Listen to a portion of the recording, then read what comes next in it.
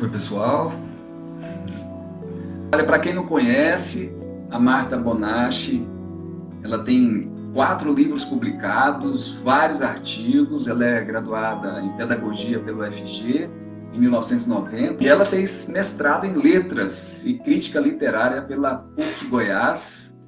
Marta, a sua ligação, como é que foi a sua ligação com a pesquisa sobre Cora Coralina? Conta pra gente.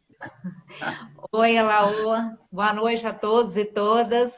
Quero também mandar um abraço para o Ulisses, meu orientador no mestrado.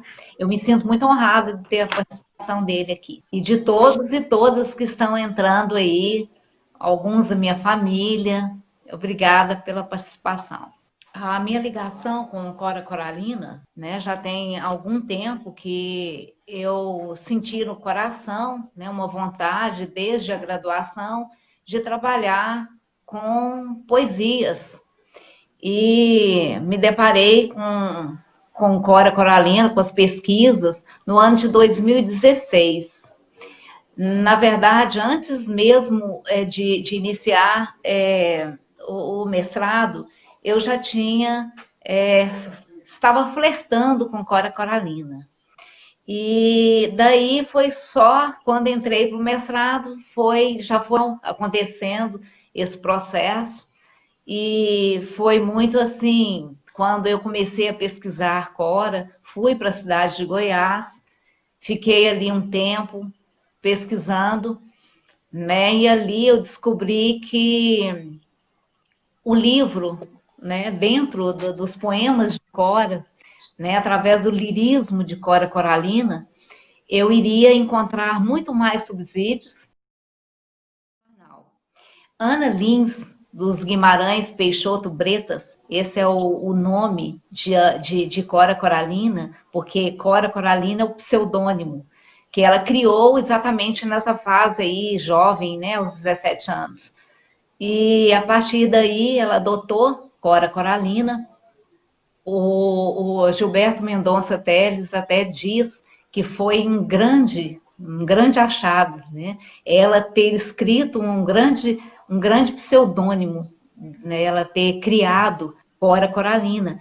Não mais porque também ela não gostava muito de Ana, porque ela falava que Ana era muito corriqueiro, né? Ana, Aninha, Noca, tinha vários tipos de Anas em Goiás, na cidade onde ela nasceu. E Cora, muito cedo, ela já enfrentou algumas barreiras na vida dela em questão familiar, né? Era vinda de 8 irmãs e ela era a segunda, ela era a caçula, depois se tornou a segunda, né? E o pai morreu logo no início, né, da vida dela, bem novinha, ela nem conheceu o pai. Então, a mãe e as irmãs debochavam muito de Cora Coralina. Falavam que ela era molengona, que era uma menina que caía muito, uma menina... E ela foi crescendo e com isso, né? Tanto é que ela criou Eu Sou Aquela Menina Feia da Casa da Ponte. Ela criou esse poema é muito forte, né? Ela fala de si, ela fala da sua infância, né? Mal sucedida, tanto é que aos 17 anos ela já contribuía para o jornal, já escrevia, e eu creio que muitas coisas, muitos versos dela vieram desde aquela época, ela tinha muitos escritos guardados, e daí ela se rebelou mesmo. Ela, tanto é que ela fugiu, ela conheceu um homem desquitado e montou numa garupa do cavalo desse homem e fugiram de Goiás. Olha só, uma mulher muito à frente da época dela. Uma mulher naquela época sair fugindo de uma cidade, né, deu muito o que falar. O pessoal com certeza, né, apedrejou muito Cora. Tanto, ela fala isso, eu descobri isso, eu pesquisei isso dentro dos versos dela, né, que é essa fuga dela fez com que ela escrevesse e a partir dos escritos de Cora, dessa pesquisa que a gente descobre a vida de Cora Coralina. Tanto é que em 1907, quando ela saiu de Goiás, né, demorou vários dias até chegar em Araguari, e quando a cavalo, na garupa de um cavalo, muitos dias ela passou viajando, né, a cavalo. E com certeza foi parando nas cidades, né, descansando, e até chegar em Araguari, onde ela pegou o trem. E ali em Araguari, é interessante observar que em Araguari, ela tinha esperando por ela Leodegário de Jesus, que eu acho que vivia por aquela região já, porque ela saiu também de Goiás muito cedo.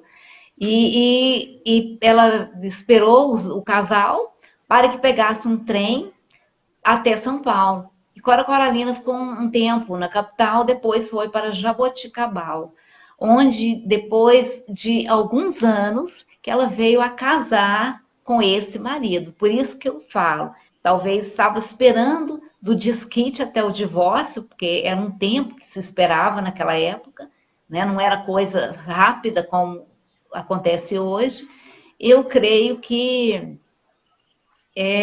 foi muito difícil para essa mulher, né? E ela é uma mulher muito feminista, muito empoderada, né? Pela época, contando a época em que ela viveu, e ela é uma mulher muito à frente, né? Dessa época toda aí, até que ela casou ali, constituiu família, teve seus filhos, né? 6 filhos e perdeu 2.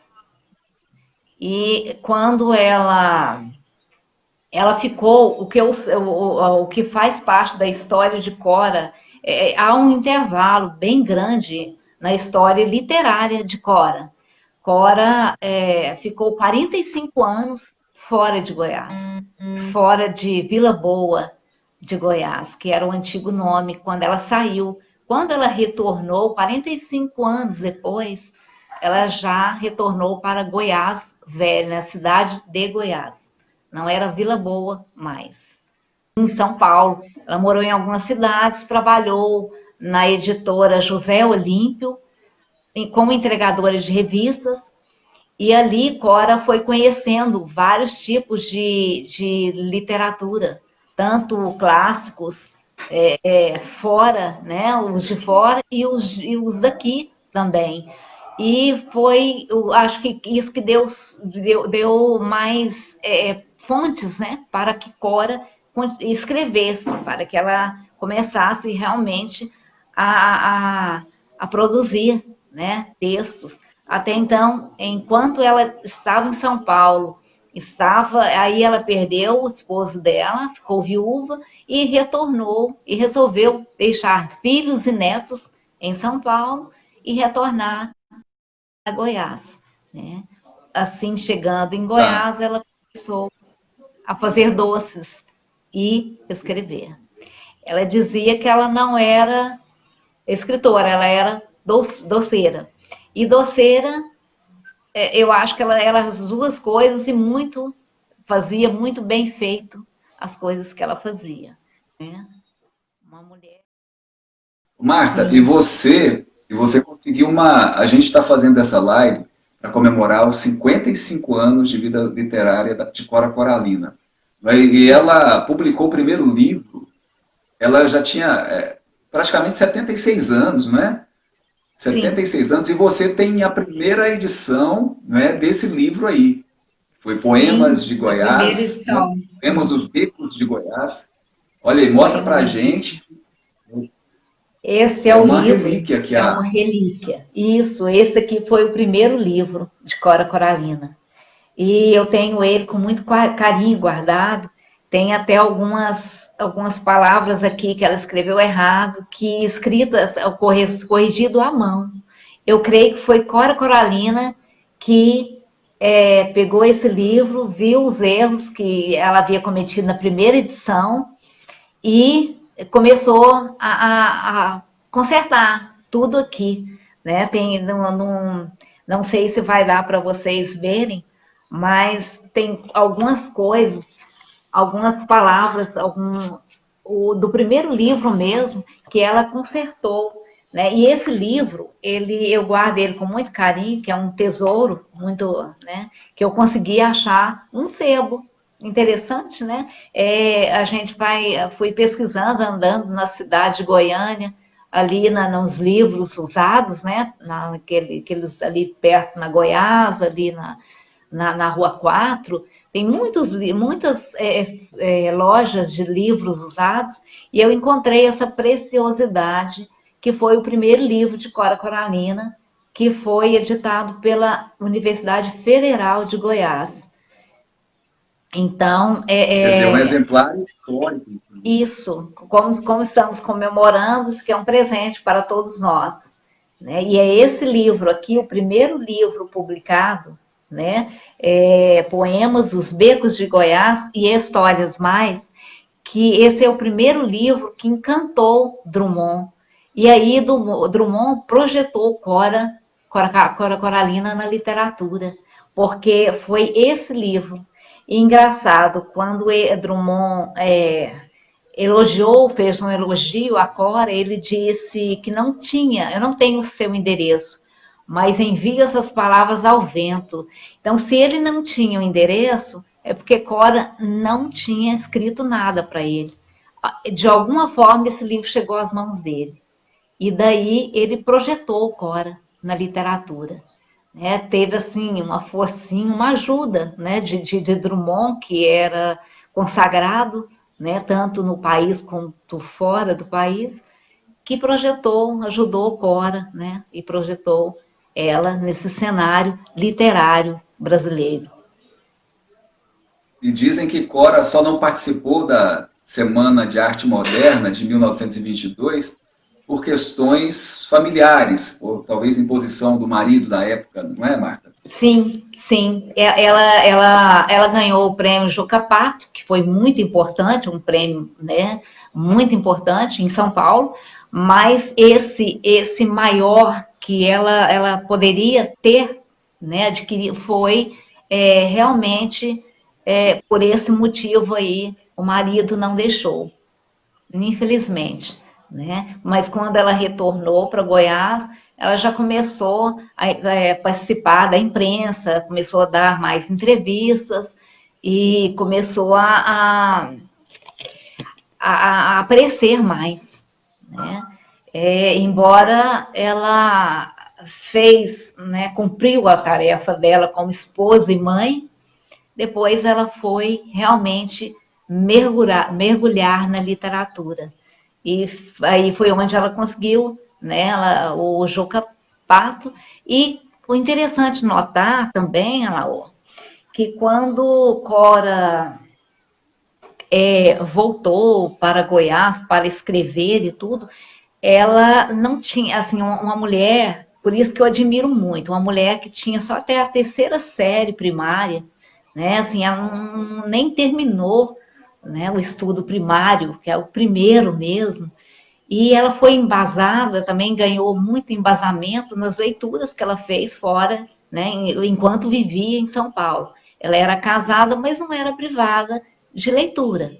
Então, ela tem uma produção boa, porque ela não tem também a gramática, ela não é voltada para a gramática, assim, isso não é o forte dela, mas ela é uma poetisa, uma escritora lírica. Né, ela conta a vida, ela é sensível, ela é uma escritora Ela, sensível. Então, Marta, embora até ela tem uma tenha... frase assim, Sim, ela tem uma frase, a Cora, que ela, se ela fosse preocupar com a gramática, com as regras do português, ela não escreveria. Eu acho que as regras gramaticais às vezes podam, não é? sim, A criatividade. Foi nesse é sentido que ela verdade. quis se expressar. Ela é autora dessa frase mesmo, né? Se ela se Sim, preocupasse com a gramática, ela não seria escritora. sim, ela não se preocupou com a e ela se tornou essa pérola lírica, né, na poesia. Então, embora também ela tinha, como estávamos falando, ela tinha traços conservadores, né, da formação que ela recebeu, Cora rompeu, né, com os limites, ela foi ousada, para seu tempo, né? É verdade. Agora, você como Rompendo a pesquisadora, opressão. Marta, Sim. Marta, você ficou quanto tempo na cidade de Goiás pesquisando Cora? Olha, eu fiquei uns 2 anos pesquisando Cora, e é como eu te falo, eu pesquisei muito Cora, o Goiás, a cidade de Goiás tem muito carinho por Cora. Eu pesquisei muito Cora dentro do local onde ela viveu. E depois, quando eu recebi a orientação, a primeira orientação do Gilberto Mendonça Teles, que foi meu orientador no início do meu projeto de dissertação do mestrado, ele disse para mim, para de ir para Goiás. Agora você vai pesquisar dentro da obra. Começa a pesquisar dentro da obra dela, que você vai ver a vida dela refletida em seus poemas. Né? Então, foi isso, Alaor, que eu comecei a viver Cora, né? Comecei a abrir os Quer livros dizer, e então, comecei a ler Cora. quer dizer, então, Marta, que você está dizendo que os versos, pelos versos de Cora Coralina, dá para a gente vislumbrar a vida da poetisa. Sim, É isso? Geralmente, sim, os escritos dela retratavam praticamente a vida dela. praticamente a vida dela. Tem alguns poemas, Alaor, dela que são tão interessantes que você começa a observar a Cora de 76 anos conversando, dialogando com a Cora de 17 anos. É lindo, sabe? É muito interessante isso daí. Começar realmente a fazer aquela pesquisa mais profunda, onde eu descobri sobre a mãe, sobre as irmãs, através dos poemas de Cora. Então, não foi assim, eu não fiquei sabendo por um vizinho de Cora e nem por as pessoas que tiveram contato com Cora dentro da cidade onde ela morou, mas dentro da obra de Cora Coralina. Embora todo poeta é um fingidor, né?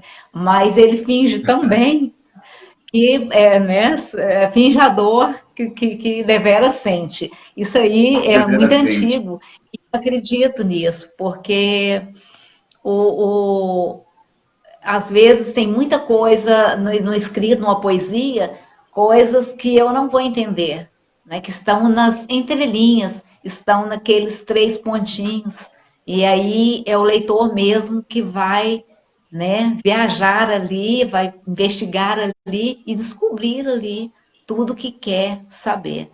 E eu aprendi muito com Cora, pesquisando Cora dentro de sua obra.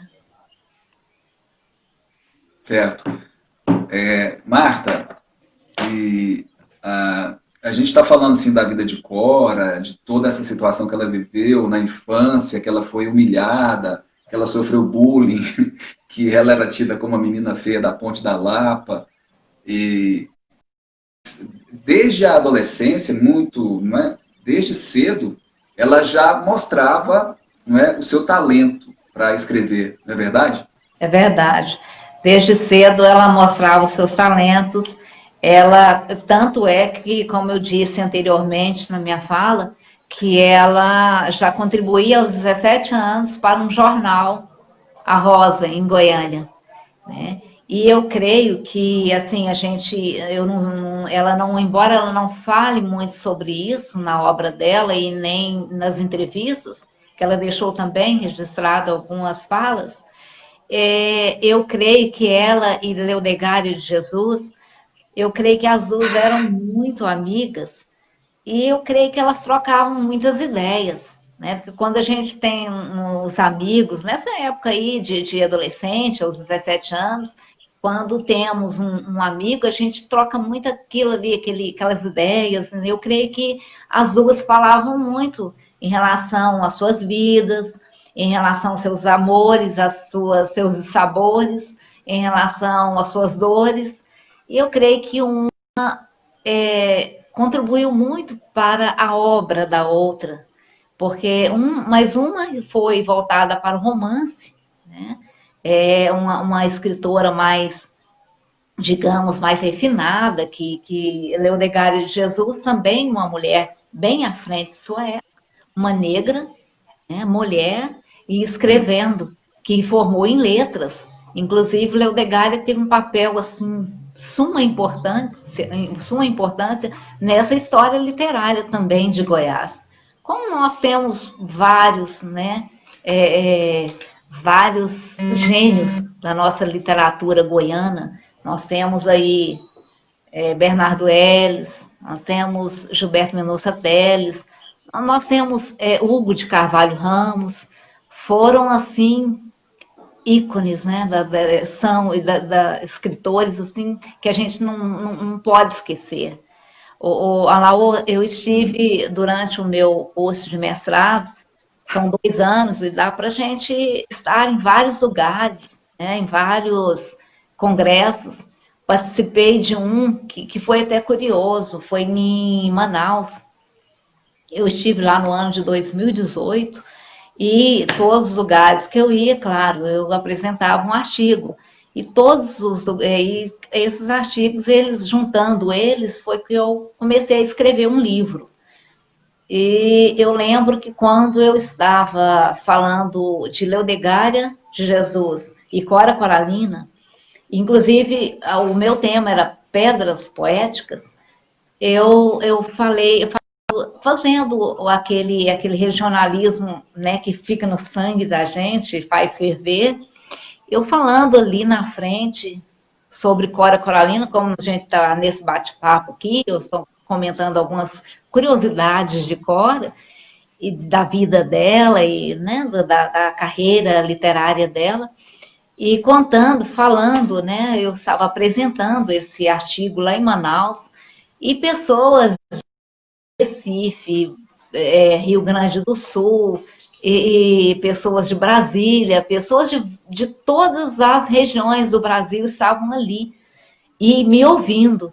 E um coordenador disse para mim: Marta, que bom que você está falando sobre uma mulher goiana, lá da sua região.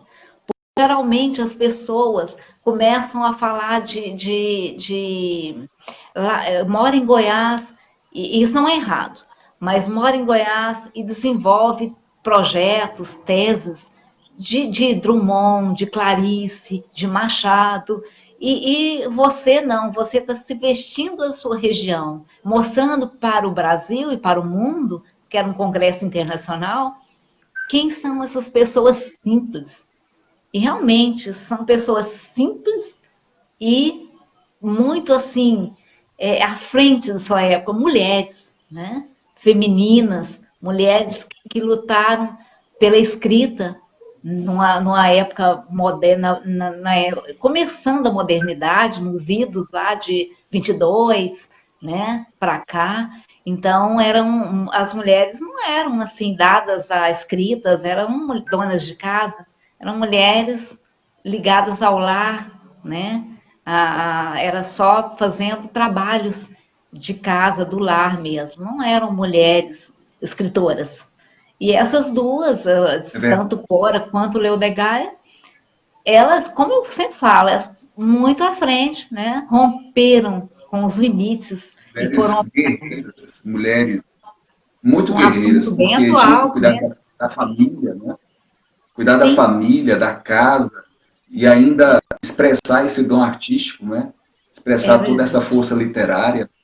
E Sim. falando em força literária de Cora, a gente está comemorando aqui os 55 anos da primeira edição do livro Poemas de Goiás, né? Poemas dos Becos de Goiás e Histórias Mais. Além desse livro, ela publicou quantos outros, Marta? Olha, Cora é extensa. A vida literária de Cora, ela publicou o que ela ganhou, Juca Pato, foi um dos livros muito interessantes. Eu vou até pegar aqui as obras. Né?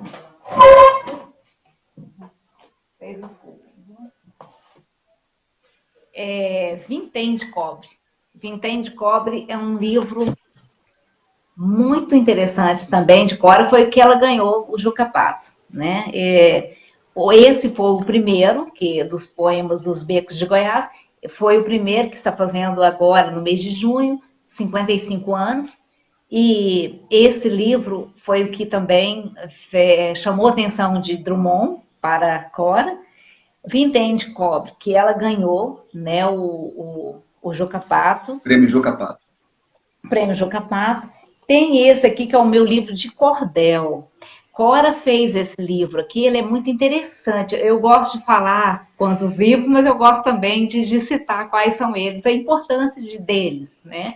Que para mim foi muito interessante, porque nesse livro de cordel, Cora já é outra escritora, ela já está mais refinada, ela também lembra muito a origem, que a origem do lado paterno, o pai dela era do Nordeste, ela falava que ela, de pai ela era cangaceira, né? Tanto é que na casa de Cora tem o Lampião, tem algumas figuras, né, que lembram o pai. E o Tesouro da Casa Velha. Tesouro da Casa Velha também, ela vem falar sobre, esse aqui não é, sobre a casa, né? Casa de Cora Coralina, ela é um tesouro a casa dela, né? E corre o Rio Vermelho, e ela fala que quando ela acordava, ela gostava de acordar bem cedo para abrir a janela e ver o rio que corria ali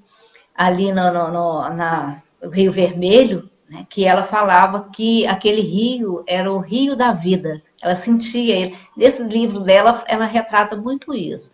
Ela sentia que o rio que corria era como sangue em suas veias. Olha que lindo isso, né?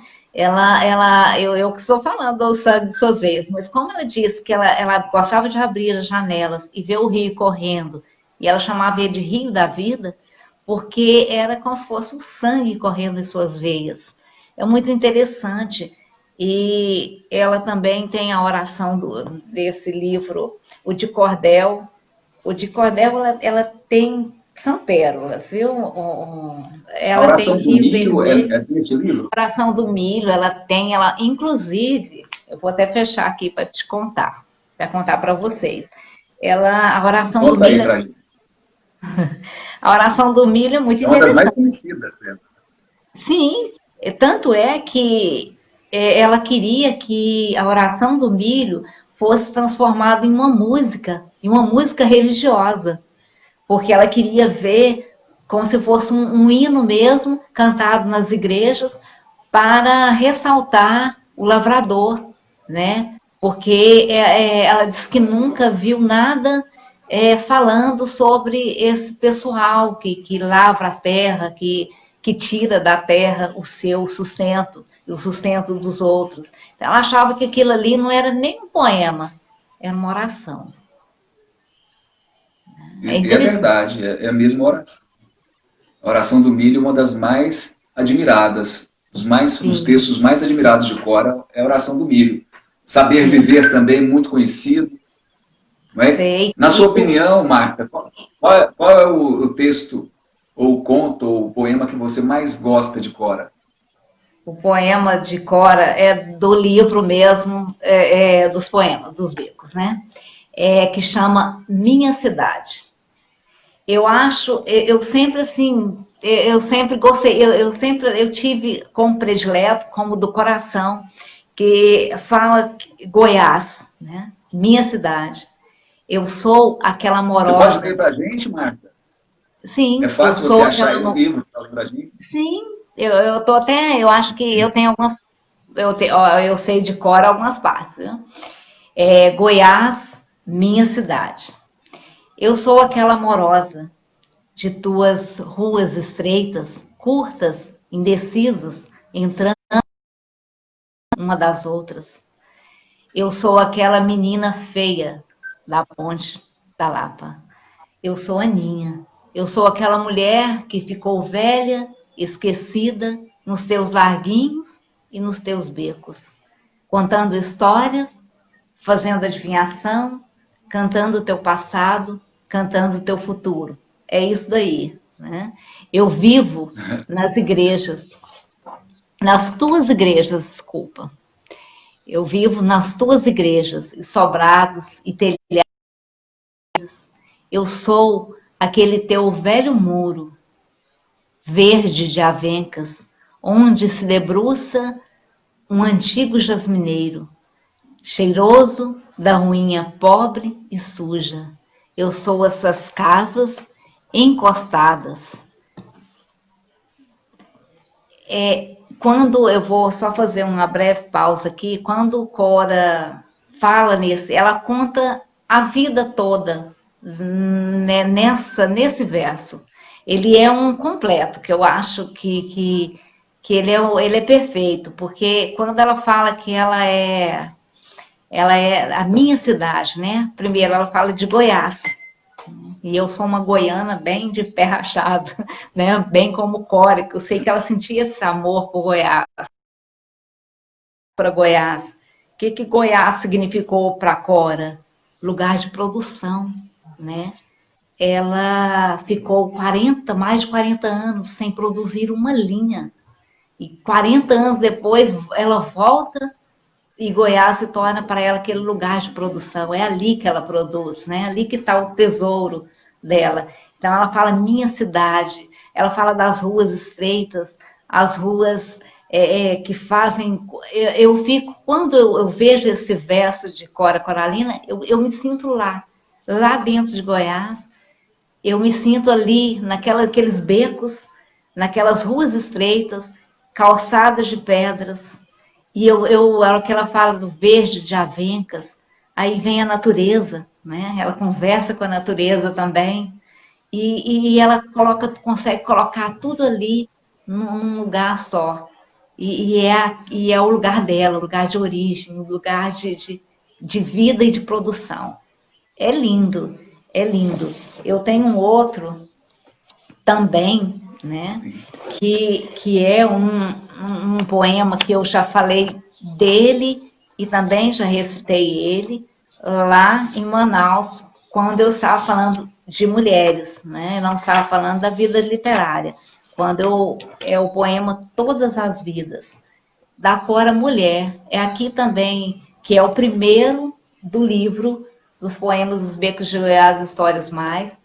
Primeiro poema de Cora. Primeiro, é o que ela inaugura o livro. E é esse daqui que mostra a Cora mulher, a Cora feminina, a Cora antiga e a Cora atual. Eu posso só um textinho dele? Se você quiser fazer algum comentário dos comentários, eu não estou lendo aqui, mas depois você pega alguém aí, alguma coisa aí para me falar, tá? Todas as vidas. Vive dentro de mim uma mulher velha, de mal olhado, acocorada ao pé do borralho, olhando para o fogo. Benze quebranto, benze feitiço, algum orixá. Vive, eu vou pular aqui, só para abreviar. Vive dentro de mim a lavadeira do Rio Vermelho. É isso que eu acho interessante, né? Seu cheiro gostoso d'água e sabão. Vive dentro de mim a mulher cozinheira. E mais na frente. Vive dentro de mim a mulher do povo, bem proletária, bem linguaruda, desabusada, sem preconceito. Casca grossa. Né? Vive dentro de mim a mulher meira. Vive dentro de mim a mulher da vida, minha irmãzinha, tão desprezada. Então, Cora tinha todas as mulheres vivendo dentro dela. E isso, para mim, é a grandeza de Cora. Né? Como pessoa, como Sim. artista da escrita, da como literatura. Ser humano, né? Como ser humano. sim. Aquela casa lá da cidade de Goiás, a família dela sempre teve aquela propriedade ali, Marta? Sempre teve aquela propriedade. O pai dela era Francisco, era, olha, não, se não me engano, salvo engano, desembargador ou filho de desembargador. Mas eu creio que era desembargador. E a sua mãe, Jacinta. Então, eu acho que e aquela casa foi herdada. Ela herdou essa casa e essa casa virou hoje um museu. Mas essa casa tem muita história ali dentro de Goiás. Nas suas pesquisas, você, é claro, teve que ir na casa de Cora. Sim, sim, eu fui na casa de Cora e mais de uma vez, né? Eu queria até, na época, eu queria fotografar, não pode.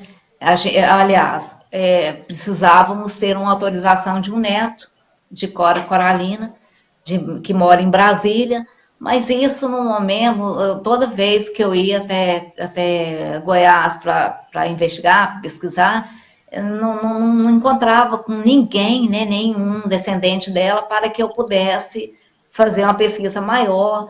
Tanto é que Gilberto Mendonça Teles escreveu uma carta para Cora, porque numa entrevista, Cora dizia para o jornalista que nunca, ele perguntou para ela se ela já tinha sido homenageada com alguma música.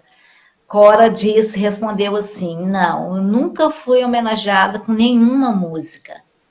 Mas se eu pudesse, eu queria a oração do milho, que alguém homenageasse o meu poema com uma música. E ela falou que queria que fosse uma música, né? Uma música de igreja. De tão Sim. oração, né? De tão tocante que é. E com Cora Agora, era o muito. Marcelo Barra gravou uma música muito bonita, Sim, né, em homenagem à Cora. aquela Ah, música que Marcelo Barra gravou foi Gilberto Mendonça Teles que escreveu. Gilberto escreveu a aquela letra do música em uma Gilberto. carta e mandou para Cora. Só que Cora, Gilberto não sabe se ela não leu, e porque eu também entrei na casa um dia pesquisando isso, investigando cadê a carta de Gilberto, porque Gilberto escreveu essa carta para Cora Coralina, dizendo que já havia feito, sim, uma música para ela, que era Cora Coragem, Aham. e que cantada Ficou por bonita. Marcelo Barra, em parceria com Marcelo. Eu até estou rodando aqui no meu Note, não sei se dá para ouvir aí, mas é uma música Linda, bem né? linda que o Marcelo Barra, Linda. É uma poesia. uma Sim, poesia. E na voz linda do Marcelo Barra, um artista goiano que eu sim. admiro muito. Sou muito fã. Também gosto muito. Marcelo Barro homenageou Cora, né, com a música. Muito lindo, né? Essa música, ela tem assim uma letra forte e ela é um belo poema. Ô, Marta, E, e co- pode, pode continuar, por favor. e Você estava quando me dizendo. eu estava dizendo, quando aí Gilberto fez a música, né? E mandou para ela em carta. Então ele não sabe se ela leu a carta, porque logo, assim, pouco tempo depois, ela veio a falecer. E ela já estava bem debilitada, mais de 90 anos, e embora a idade, a lucidez dela não se perdeu com a idade. Ela era uma mulher lúcida, viva, uma mulher, né, sensível, que ainda escrevia após os 90 anos, porque se formos observar a trajetória literária de Cora Coralina, a partir dos 70, que mulher, né? Nem mulher, não digo mulher, não, mas uma pessoa mais. Quem que vai começar a escrever aos 70 anos e ir até 90, mais de 90 anos escrevendo, com lucidez, né? Com clareza, contando contos, uma mulher notável, né? E aí, assim, arrematando ali a minha pesquisa dentro da casa de Cora, meu passeio, né, que foi um passeio no passado, no passado, no presente, né? Sentimos Cora ali dentro daquele ambiente. E o que eu achei interessante, Alaô, foi ver ali ao pé da cama, perto da cama onde Cora dormia, um chinelinho rasgado. Então eu até coloquei no meu livro, eu coloquei a imagem, eu consegui a foto, viu, do chinelinho de Cora. Quantas Aham. histórias, não é mesmo? Aquele chinelinho conta para nós, né? Que aquele chinelinho, a trajetória dele, o ser, a essência, o ser de Cora ali, retratado ali naquele pazinho de chinelo, né? A A gente chinelinho de percebe Cora. E a que gente vê isso em a verdadeira esculturas. sabedoria, Marta, a gente percebe que a verdadeira sabedoria está nas coisas simples da vida. Sim, E a verdade. gente costuma complicar as coisas, não é? Fazendo uma confusão com um monte de coisa. E a verdade é simples, não é? Como os versos de Cora. Marta, a gente tem muito material, né, na internet, no YouTube, sobre Cora, documentários. Sim, Para você que está assistindo sim, essa live, você pode acessar YouTube ou outras redes sociais, que vai ter muito conteúdo para você saber mais sobre a vida de Cora. Tem atores, tem artistas declamando poemas lindíssimos. Então, é sim. uma fonte, não é, de pesquisa também e Inesgotável, que dá isso. de graça para a gente, não é? Então, É, se você não tem condição de ir até a casa de Cora, em Cidade de Goiás, você tem na internet, você tem muito material e você vai suprir de muito conhecimento e da sabedoria dos versos de Cora através das redes sociais. verdade. Marta, a gente está chegando no fim da nossa live Sim, e, e você, como estava me dizendo, você é uma apaixonada por Cora, por literatura, e você tem uma descendência tem sangue polonês nas suas veias? Como é que é? Você é de Ipameri, não é isso? sim, Parece que sua avó veio da Europa sim, depois da Segunda Grande Guerra, é isso? verdade, sim. Minha avó é de origem eslovena, mas que fazia parte da Áustria, do Trieste, né? E minha avó veio, e meu avô, paternos, né? Eles vieram de navio, né, até Santos, e chegando aqui no Brasil, eles pararam no Porto de Santos, se conheceram, né? E se casaram. Minha avó casou muito nova, muito jovem. Teve Eles alguns se casaram, eles filhos, se conheceram no navio. Se sim, conheceram no navio que atravessou o sim, Atlântico. isso.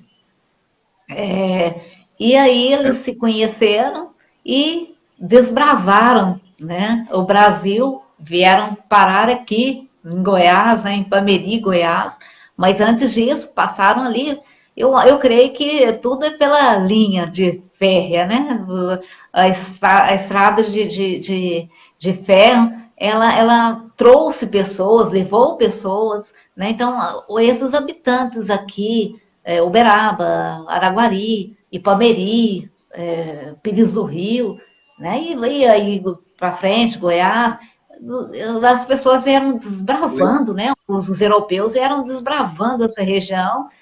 é Velho, verdade. Bartolomeu Bueno da Silva, A gente né? tem Ele essa chegou e felicidade, de ter essa mistura.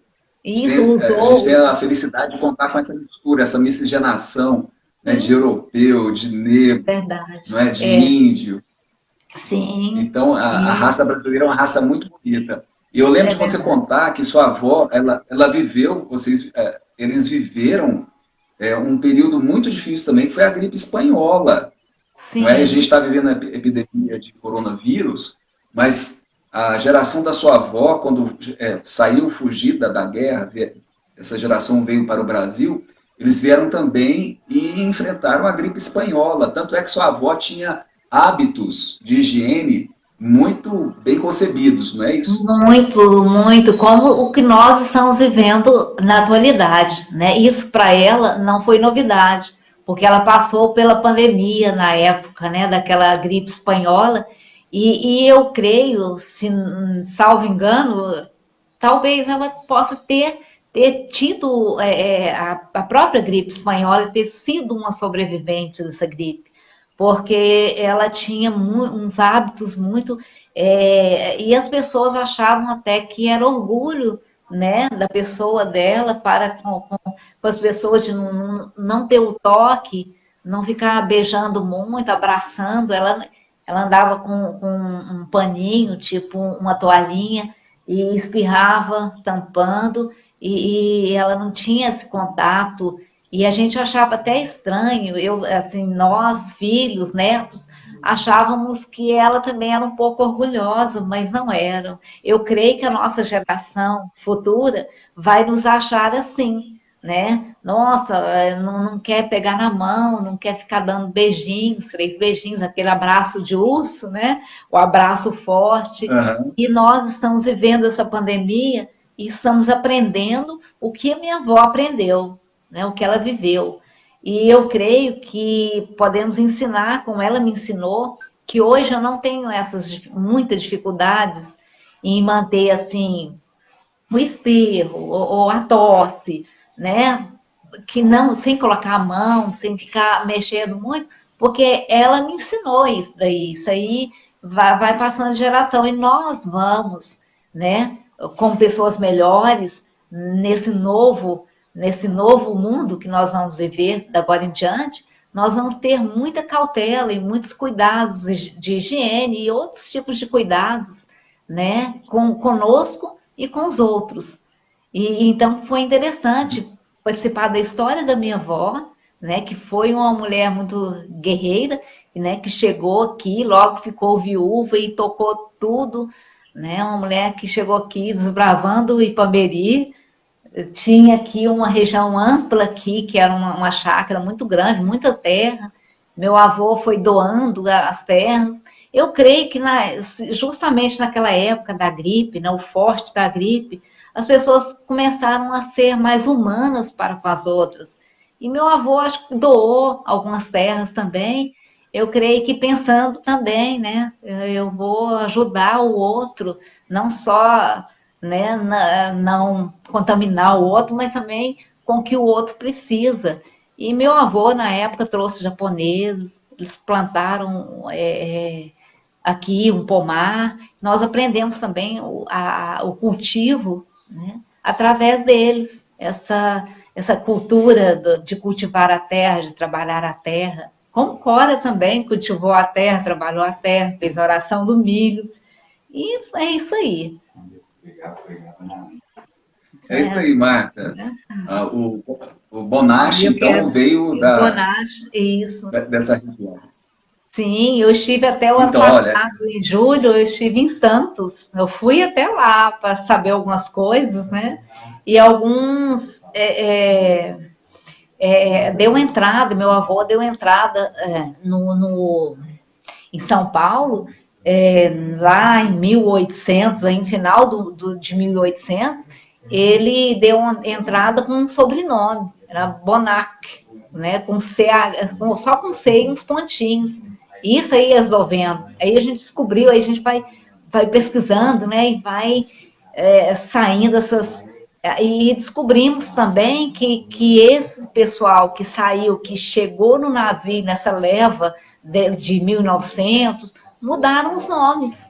Né? Meu avô se autodeclarou João. Então, nem sei se realmente o nome dele era João, porque já descobrimos outro João por lá.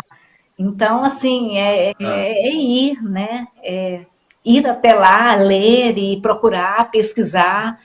Foi isso que eu fiz, né? Com a nossos poemas, Os Becos de Goiás e Histórias Mais, eu fui lá, e se lá eu não encontrei o que eu queria, eu pesquisei dentro da obra, e é assim que a gente faz com a nossa vida, né? No dia a dia. é A gente verdade, a não gente tem que consegue, pela pesquisar. pesquisa de ir, de corpo físico, agora que nós estamos, então, dentro de casa, mais em casa, temos mais leitura, né? Podemos pesquisar mais através dessa informação. E você quer saber É como que é o verdade. Museu de Cora Coralina?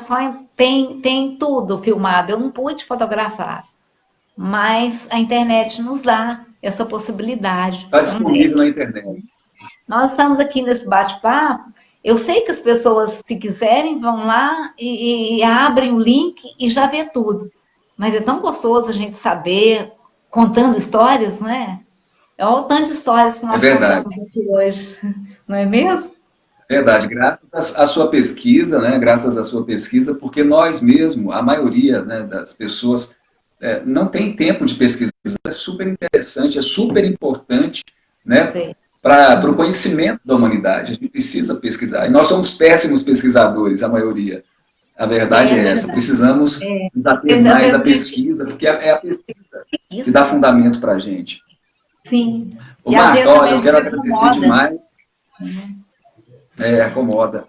Marta, eu quero agradecer demais a sua presença, sim, por ter aceitado o convite para participar dessa live, tá? Muito obrigado mesmo, foi engrandecedor para todo mundo.